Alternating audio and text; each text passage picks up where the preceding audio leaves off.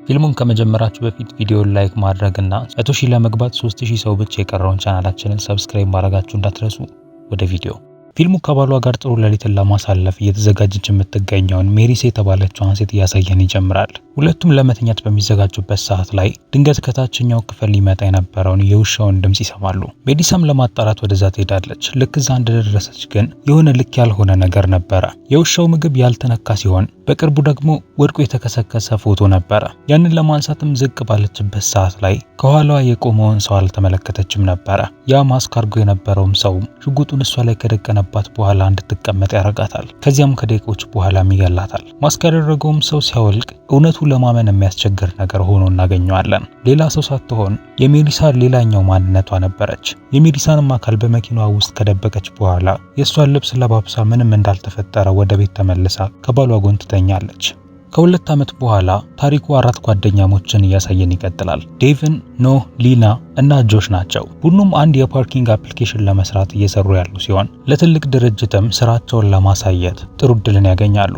ድርጅቱም ሀሳባቸውን የወደደው ሲሆን ነገር ግን አንድ ከባድ ችግር አለ። ይህም ደግሞ ይህንን ስራ ለመጨረስ 1 ሳምንት ብቻ ነው ያላቸው። ምክንያቱም ሌላ ቡድን ይህንኑ አይነት አፕሊኬሽን ለመስራት አጭር ጊዜን መድቧል። ይህም የጊዜ ማጠር አራቱን ጓደኛሞች ትልቅ ጫና ውስጥ ይከታቸዋል። ከዚያም ሌላ አስጨናቂ የሆነም ነገር ደግሞ ይገጥማቸዋል። ይህም አንድ የሚያውቁት ሴዝ የተባለው ሰው የእነሱን ሀሳብ በመውሰድ ከሌላኛው ቡድን ጋር ተቀላቅሎ እየሰራ ነው። ያሉበት ሁኔታም በጣም የሚያናድድ ነበረ። ምክንያቱም እነዚህ ጓደኛሞች ሴዝን ከነሱ ጋር እንዲሰራ ጋብዘውት የነበረ ቢሆንም ነገር ግን ብሩ እንዳነሰው በመናገር ከነሱ ጋር ሳይስማማ ቀርቷል። አሁን ግን ያንኑ ሀሳብ ተጠቅመው ከነሱን ለመብለጥ እየሰራ ይገኛል። ኖህም በዛ ተናዶ ስለነበረ ሴዝን ሄዶ ለማናገር ይወስናል። ይሁን እንጂ ነገሩ ከመባባሱ በፊት ዴቭን ያስቆመዋል። በዛን ቀን ማታም አራቱ ጓደኛሞች ወደ ቤታቸው ይመለሳሉ። ይሄ ግን ተራ አይነት ቤት አልነበረም። ይህ ቤት ሜሪሳ ትኖርበት የነበረው ቤት ነበረ። ወደ ባሩም ለመዝናናት በሄዱበት ሰዓት ላይ እዛ ትሰራ የነበረችው ሴት ቤቱ በጣም ሚስጥራዊ እንደሆነ ትነግራቸዋለች። እንደምትለው ከሆነም ከዚህ በፊት እዛ የሚኖረው የቤቱ ባለቤት ድንገት ማንም በማያውቀው መልኩ ነው የተሰወረው። ከዚያም ጊዜም በኋላም እዛ አካባቢ የሚኖሩት ሰዎች ቤቱን ሚስጥራዊ ነው በማለት መጣራት ጀምረዋል። በቀጣይ ቤት ሲመለሱ ዴቭን እየገጠማቸው ባሉት ነገሮች በሙሉ በጣም እየተናደደ እንደሆነ ይነግራቸዋል። እናም አሁን ላይም ተስፋ ለመቁረጥና ስራውንም ለማቆም እያሰበ እንደሆነም ይናገራል። ጆሽም በዚህ ይናደድና ወደ ግድግዳው የሆነ ዕቃን ይወረውራል። እዛም ላይ ተሰቅሎ የነበረውን ፎቶም በሱ ምክንያት ይወድቃል። ሊናም ያንን አንስታ ልትመልስ ባለችበት ሰዓት ላይ ግን ግድግዳው ላይ የሆነ አዲስ ነገር እንዳለ ትገነዘባለች። ግድግዳውም የተለመደ አይነት ግድግዳ ሳይሆን የውሸት የተሰራ ነበረ። እነሱም ያንን ከሰባበሩ በኋላ ሲከፍቱት ውስጥ የተደበቀ ክፍል ነበረ። ይህም ክፍል ደግሞ በቤታቸው ውስጥ ይኑር አይኑር የሚያውቁት ነገር እስካሁን አልነበረም። ውስጥ ላይም የሜሪስ የተለያዩ ፎቶዎችና ዲያሪዋ እና ምንነታቸው የማይታወቅ እቃዎችና ቤቱን በሙሉ የሚቆጣጠር ካሜራ ነበረ።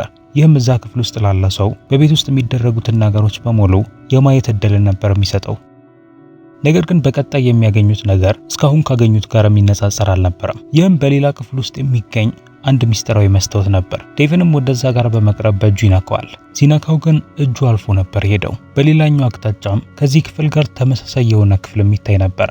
ጆሽም ድፍረቱን አሰባስቦ በመስታወቱ ስለመግባት ይወስናል። ውስጥም በገባበት ሰዓት ላይ በተቃራኒ አቅጣጫ የወጣ ሲሆን ነገር ግን ተመሳሳይ ቤት ውስጥ ነበረ። ከዚያም ወደ ውጪ ወጥቶ ሲመለከት አንድ ግራ የሚያጋባ ነገርን ይመለከታል።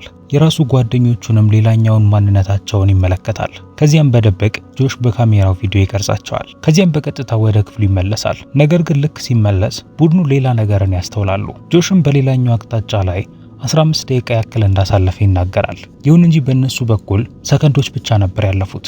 መስታወቱንም በድጋሚ ከመረመሩት በኋላ ሁኔታው እየገባቸው ይመጣል። በዛኛው ዓለም ላይ ጊዜ በጣም ቀስ ብሎ ነው የሚሄደው። እዚህ የሚያሳልፉት ትናንሽ ደቂቃዎችም በዛኛው ዓለም ሰዓታትን ሊሆን ይችላል። ቡድኑም እየተመለከቱ ያሉት ተራ መስታወትን እንዳልሆነ ከተገነዘቡ በኋላ ይሄ ወደ ሌላ ዓለም የሚወስዳቸው መሳሪያ እንደሆነ ይረዳሉ። በየጊዜውም ባለፉበት ሰዓት ላይ ሌሎች አዳዲስ ግኝቶችን ነበር የሚያገኙት። ይሁን እንጂ መስታወቱን ለመስራት ትክክለኛውን አንግል መጠበቅ አለበት፣ አለበለዚያ ግን የማይሰራ ይሆናል። ከዛ በተጨማሪ ሌላ ህግም ተገንዝበዋል። ሁለት ሰዎች በመስታወቱ በኩል ሲያልፉ እጃቸውን የተያያዙ ከሆነ ወደ ተመሳሳይ ዓለም ነው የሚገቡት። ነገር ግን ሳያያዙ የሚገቡ ከሆነ የተለያየ ቦታ ላይ ሊያርፉ ይችላሉ። መጀመሪያ ላይም ቡድኑ ለራሳቸው ጥቅም ሊጠቀሙበት ነው ያሰቡት። የሚሰሩት አፕሊኬሽንም ጊዜ ስለሚያስፈልገው ወደ ሌላኛው ዓለም ውስጥ ገብተው ስራቸውን ለመጨረስና ወደዚህኛው ዓለም ሲመለሱ በአጭር ጊዜ ውስጥ የጨረሱ እንዲመስል ነው ሐሳባቸው። እዛም ቀናትን በስራ ያሳልፋሉ። ነገር ግን በዚህኛው ዓለም ሰዓታት ነው ያለፉት። ይህንንም ዘዴን በመጠቀምም የሞባይል አፕሊኬሽኑን ሰርቶ ይጨርሳሉ። ከዚያም ለድርጅቱም ሄደው ካቀረቡ በኋላም ፕሮጀክቱ ሙሉ ለሙሉ ለነሱ ይሰጣል። መስታወቱ ምን እንዳደረገላቸው ከተገነዘቡ በኋላ የህይወታቸው ዋናው ነገር አፕሊኬሽኑ መሆኑ ይቀራል። ጆሽም ስለ ትላልቅ ነገሮች ማሰብ ይጀምራል። ወደ ሌላ ዓለም ገብተው በጊዜ ይሄኛውን ዓለም የሚቀድሙ ከሆነ ቀጣይ የሚወጣውን የሎተሪ ትኬትንም ማወቅ ይችሉ እንደሆነ ይገምታል። ከዚያም ይህንን ሐሳብ ይሞክሩታል። ነገር ግን በሌላኛው ዓለም ገብተው የሎተሪውን ውጤት ቼክ ባረጉበት ሰዓት ላይ ቁጥሮቹ በዚህኛው ዓለም ላይ ከወጡት ቁጥሮች ጋር ሙሉ ለሙሉ የተለያዩ ነበሩ። ይህም አንድ ትልቅ ትምህርትን ይሰጣቸዋል። እነዚህ ዓለማቶች ተመሳሳይ ለመሆን ይቅረቡ እንጂ ነገር ግን ሙሉ ለሙሉ ተመሳሳይ እንዳልሆኑ ነበር። ሊና በቀጣይ በዛ ክፍል ውስጥ ተቀምጦ የነበረውን የሜሊሳን ዲያሪ በማውጣት ማንበብ ትጀምራለች። በዛን ሰዓት ላይም ሌሎች ነገሮችን መገንዘብ ትጀምራለች። ሜሊሳም ስለ መስታወቱ በደንብ አድርጋ ታውቅ እንደነበረና ባሏንም በሞት ካጣች በኋላ ከሌላኛው ዓለም እሱን የሚመስል ሰው ለማግኘት ፈልጋ እንደነበረ ትናገራለች። ምክንያቱም በዚህኛው ዓለም ሲሞት በዛኛው ዓለም ላይ ላይሞት ይችላል። ስለዚህ ሜሊሳ እሱን ፍለጋ ወደ ተለያዩ ዓለማት ትጓዛለች። ይህም መረጃም ለቡድኑ ሌላ ሐሳብን ያመጣላቸዋል። ምክንያቱም ወደ ሌሎቹ ዓለማቶች በገቡበት ሰዓት ላይ በዚህኛው ዓለም ላይ የማይገኙ አዳዲስ ነገሮችን አግኝተዋል። በተለያዩ በማይታወቁ አክተሮች የተሰሩ ትላልቅ ፊልሞች እዛ አሉ። ያ ብቻ ሳይሆን ስዕሎችና የተለያዩ የኪነ ጥበብ ውጤቶችም አሉ። ያ ብቻ ሳይሆን የፈጠራ ውጤታቸው ራሱ እዚህ ዓለም ላይ ያልተገኙ ነበሩ። ስለዚህም እዚህ ላይ አዳዲስ ሐሳቦችን ማምጣት ይጀምራሉ። ከዓለምም የተለያዩ ቴክኖሎጂዎችና የተለያዩ የፈጠራ ውጤቶች ሊሰሩ ይችላሉ። ስለዚህም ኖና ሊና ይህንን ተጠቅመው ገንዘብ ለመስራት ይወስናሉ። ሊናም ከሌላኛው ዓለም ያገኘቻቸውን የሚገራርሙ ስዕሎችን በመውሰድ እዚህኛው ዓለም ላይ የራሷ ስዕሎች እንደሆኑ በመናገር መሸጥ ትጀምራለች።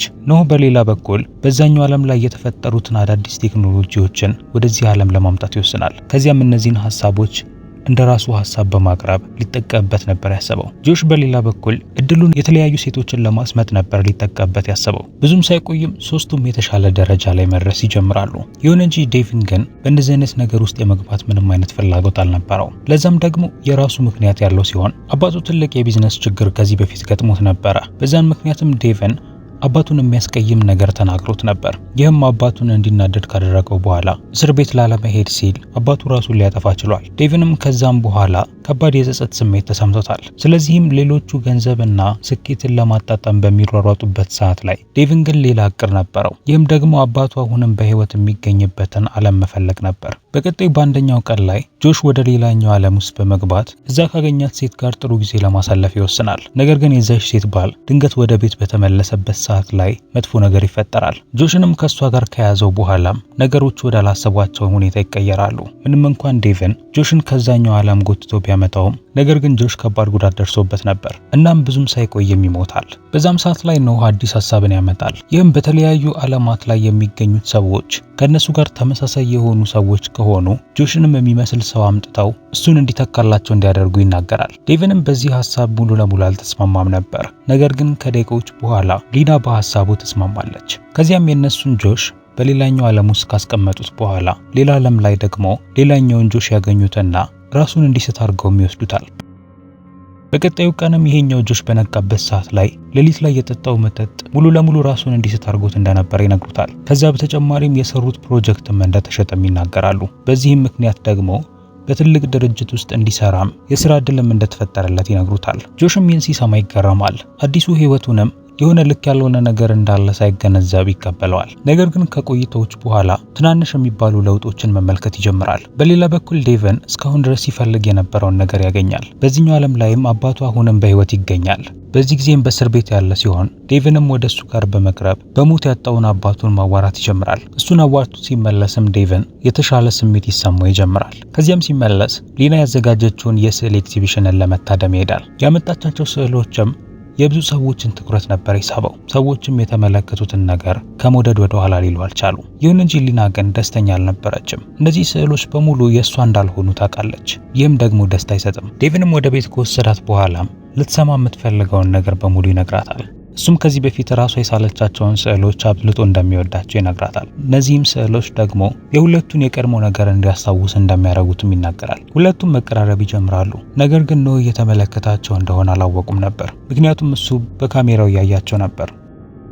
በቀጣዩ ቀን ጠዋት ላይ ዴቪን ከዛ ሄዷል። ከመሄዱ በፊትም ለሊና አሁን እየሰሩ ያሉትን ነገር እየሰራ ከነሱ ጋር መቀጠል እንደማይችል የሚናገር ጽሑፍን ትቶላት ነበር ሄደው። ሊናም ለኖህ ስለ ዴቭን መሄድ ትነግረዋለች። እሱ ግን በዛ ምንም የተጨነቀ አይመስልም። ከዚያም ድንገት ጆሽ ወደዛ ይመጣል። ለሊናም እየረበሸው ያለ አንድ ነገር እንዳለ ይነግራታል። ትውስታዎቹም ልክ እንዳልሆኑና የተመለከታቸው ፎቶዎቹ ራሱ እንደተለወጡበት ይነግራታል። ያ ብቻ ሳይሆን የነበሩት አንዳንድ እቃዎች ራሱ አሁን ላይ ያሉ። ሊናም በዚህን ሰዓት ላይ ኖህን መጠርጠር ትጀምራለች። ከዚያም እሱንም በካሜራው መከታተል ትጀምረና የተሰበረ ስልኩን አግኝታ የሄደበትን ቦታ የጠቁማትና ወደዛ ትሄዳለች። ሊናም እዛ እንደደረሰች ዴቭንን ነበር ያገኘችው። ነገር ግን ወዲያውኑ የሆነ ልክ ያልሆነ ነገር እንዳለ ትገነዘባለች። ምክንያቱም ይሄ እሷ የምታውቀው ዴቭን አልነበረም። ይሄም ዴቭን ከሌላ ዓለም የመጣ ዴቭን ነው። ይህም ማለት ኖህ ትክክለኛውን ዴቭን በዚህኛው ተክቶታል ማለት ነው። የተነጋገሩት ጆሽን ለመተካት ብቻ ቢሆንም ነገር ግን ነው እነሱ ባላወቁት መልኩ ዴቭንንም ተክቶታል። በዚህም ጊዜም ነገሮች መበላሸት ይጀምራሉ። ጆሽም እየተፈጠሩበት ያሉትን ነገሮች በሙሉ ከተመለከተ በኋላ ወደ እውነቱ እየተጠጋ ይመጣል። ከዚያም ስለ ፕሮጀክታቸውም ኖህ እንደዋሻቸውም ይገነዘባል። ኖህ አፕሊኬሽኑን ተሽጧል ብሎ ይንገራቸው እንጂ ነገር ግን አልተሸጠም ነበር። ይልቁኑ ከተለያዩ ዓለማት የሚገኙትን ቴክኖሎጂዎች እያመጣ እንደራሱ ስራ ማስመዝገብን ስራው አድርጎት ነበር። ጆሽም በዚህ ማጣራት ላይ በነበረበት ሰዓት ኖህ ከመስታወቱ ሲመጣ ይመለከተዋል። መዋሸቱን ተከትሎም መሳሪያውን ይደቅንበታል። ነገሮችም ወዳልታሰበ አቅጣጫ ሄዱና ድንገት ጆሽም ኖህ ላይ ተኩስበታል። ኖህም ከቆሰለ በኋላ ግን ጆሽ ያንን ተመልክቶ ሳይጨርስ ድንገት ከመስታወቱ በኩል ሌላ ኖህ ይመጣና ሽጉጡን እሱ ላይ ይደቅንበታል። ይህም ኖህ ደግሞ እዚህ ዓለም ላይ የሌለና የተሻለ መሳሪያ ይዞ ነበር። ጆሽም ከዛ የማምለጥ ምንም እድል አልነበረው። ሊናም ከዛ ቀጥላ ስትመጣ መሳሪያውንም አግኝታም እሱን ልትጠቀም ትወስናለች። ይሁን እንጂ መሳሪያው ይሰራ የነበረው በኖህ አሻራ ብቻ ነበር። ከዚያም ሊና ከቤቱ ለመውጣት ትሞክራለች። ይሁን እንጂ ቤቱም ግን በአሻራ የተቆለፈ ነበር። ስለዚህም በመጨረሻ ሊና ወደ መስታወቱ ውስጥ ለመግባት ትወስናለች። በዚህ መልኩም ወደ ሌላ ዓለም ለመግባት የፈለገች ይሁን እንጂ ነገር ግን ከመሄዷ በፊት ኖህ ይይዛታል። ከዚያም ግን ዴቪን ይደርስላትና ኖህ ላይ ተኩስበታል። ኖህም ከተጎዳም በኋላም በመስታወቱ ወደ ዓለሙ ይመለሳል። ሊናም ወዲያውኑ አንድ እድል እንዳላት ከተገነዘበች በኋላ የመስታወቱን አቅጣጫ ትቀይረዋለች። ልክ በዛን ሰዓት ላይም ወደ እነሱ ሊመለስ እየሞከረ የነበረው ነው መስታወቱ እምቢ ብሎት ይቀራል። ነው በዛኛው ዓለም ውስጥ ታጥሮ የቀረ ሲሆን ሁለቱም ከገጠማቸው ነገር በኋላ ይሄ መስታወት እንዲሁ የሚቀጥል ከሆነ ትልቅ ችግር እንደሚፈጥርባቸው ይገነዘባሉ። ስለዚህም ለአንዴና ለመጨረሻ ጊዜ ሊያጠፉት ይወስናሉ። ነገር ግን ከማጥፋታቸው በፊት ዴቭን እንዴት እውነቱን ሊረዳ እንደቻለ ይናገራል። ሌላኛው ማንነቱም ከዚህ ቀደም ቪዲዮ የቀዳ ሲሆን ይህም ቪዲዮ አንድ ሰው መጥቶ እሱን እንደሚተካው የሚናገር ነበር። ስለዚህም አሁን ላይ ይህንን መተላለፊያ የሚያቆዩበት ምንም አይነት ምክንያት የለም። አንድ ላይ መስታወቱን ከሰበሩት በኋላም ዴቭንና ሊና ከዛ አብረው ይሄዳሉ። ከጥቂት ቀናት በኋላም ዴቭንና ሊና አሁንም ጉዟቸው ላይ እንደሆኑ እንመለከታለን። ከዚያም የሆነ ሰዓት ላይም ነዳጅ ለማሙላት በጋዝ ስቴሽኑ ላይ ቆማሉ። ሊና መታጠቢያ ቤቱን ለመጠቀም ወደዛ ትሄዳለች። ከዚያም መስታወቱ ፊት እንደቆመች የሆነ የብርሃን ብልጭታን ትመለከታለች። ከዚያም ግን ከመታጠቢያ ቤቱ ተመለሳ ዴቭንን ትቀላቀለዋለች። ጉዟቸውንም በቀጠሉበት ሰዓት ላይ ሊና የሚጫወተውን ዘፈን ከሰማች በኋላ ይህንን ዘፈን ለረጅም ጊዜ ሰምታው እንደማታውቅ ትናገራለች። ዴቭንም በዚህ ግራ ይጋባል። በጉዟቸው ላይም ከዚህ በፊት ይህንን ዘፈን እየሰሙ እንደመጡም ይነግራታል። ፊልሙም ይህንን እያሳየንም ያበቃል። ከዴቭን ጎን የተቀመጠችው ሴትም ትክክለኛዋ ሊና ሳትሆን ወደ ጋዝ ስቴሽኑ መታጠቢያ ቤት ውስጥ ሊና በገባችበት ሰዓት ላይ ከመስታወቱ የወጣችው አዲሷ ሊና ነበረች። ወደዚህ ዓለም ውስጥም በመግባት የዚህኛዋን ሊናን ቦታ ይዛለች። ፊልሙ ይህን ይመስል ነበር። ከተመቻችሁ ቪዲዮ ላይክ፣ ቻናሉን ደግሞ ሰብስክራይብ ማድረግ እንዳትረሱ። በሌላ ቪዲዮ እስከምንገናኝ ድረስ ግን